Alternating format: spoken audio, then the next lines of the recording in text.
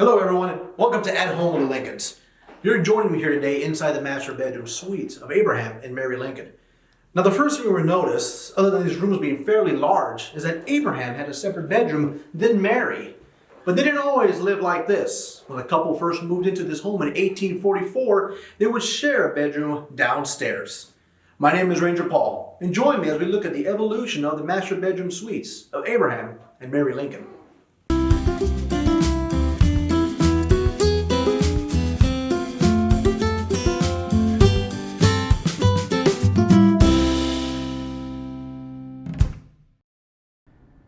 When the Lincolns purchased their home in 1844 from Reverend Charles Dresser, it was a 5-room, 1.5-story cottage on the corner of 8th and Jackson Streets.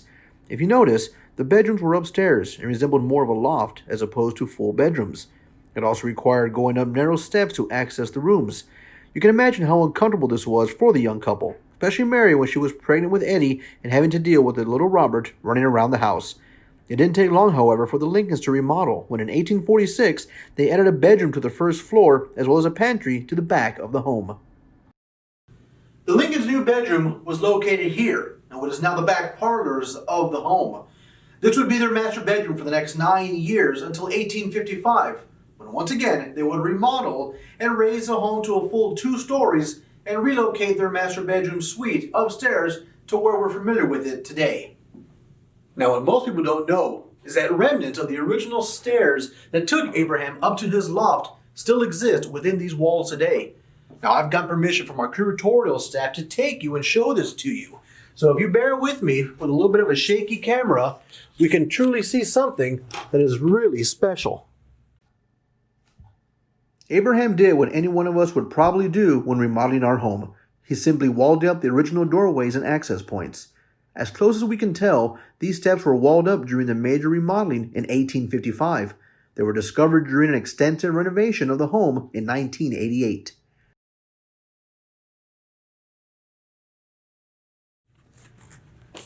Wow, that's amazing. You know, it's quite possible that the last person to walk on those stairs could have been Mary, one of the children, or even Abraham himself. That's pretty cool. With the Lincoln home now raised to a full second floor, Abraham and Mary were finally able to have adequate space for their family and lifestyle. This type of arrangement was desirable for those who could afford a home large enough to accommodate it. Abraham was now able to have his own space for meetings and to work well into the night, while Mary was able to have her own space to sew, work on crafts, and if needed, get away, if even for a moment, from the hustle and bustle of raising a family and running a household that had a group of mischievous boys running free. Abraham and Mary would enjoy their bedroom suites for 5 years.